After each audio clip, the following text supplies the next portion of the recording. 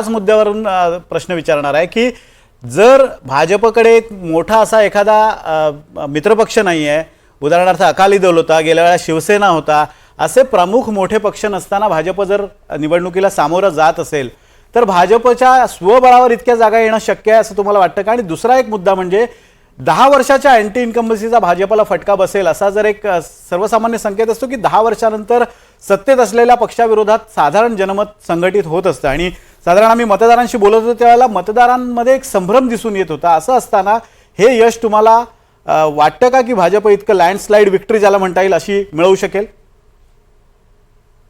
मला वाटत नाही की भाजपला ह्या 300 पेक्षा जास्त जागा येत आहेत. ही म्हणजे सर्वे मधल्या आकडेवारीचा याचं कारण असं आहे की भाजपच्या जागा वाढल्या तरी ते दक्षिण भागामध्ये वाढण्याची एक शक्यता आहे, परंतु त्या सर्वच वाढलेल्या जागा केवळ एका कर्नाटकमध्ये मेकअप होणार आहेत. म्हणजे त्यांच्या भाजपच्या जागा पडलेल्या आणि इतर भागातून निवडून आलेल्या हे समसमान होणार आहे. याचा अर्थ दक्षिणेमध्ये भाजपला जागा वाढण्याची कोणतीही शक्यता मला तर काही दिसत नाही.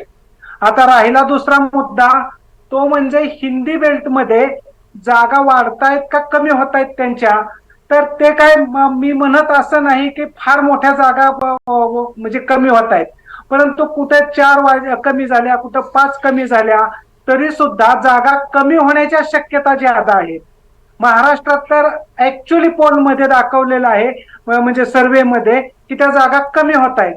म्हणजे फायनल निष्कर्ष काढायचा झाला तर एक निघतो की या आता ज्या आकडेवारी दाखवले गेलेली आहे त्या आकडेवारी आणि वस्तुस्थितीतला येणारा निकाल हा काय मॅच होऊ शकत नाही. त्याच्यामुळे भाजपची आकडेवारी दाखवलेली पोलवाल्यांनी ही मला तर काही योग्य वाटत नाही.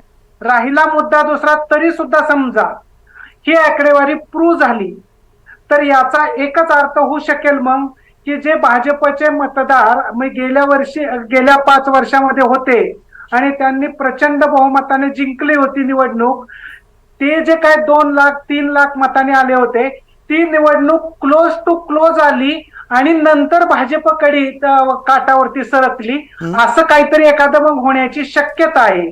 परंतु ती शक्यता सुद्धा साधारणपणे 250 ते 270 पर्यंत असू शकते. परंतु हे 270-72 नंतरची पुढची आकडेवारी येते ती सुद्धा वस्तुस्थितीवर आधारलेली नाही.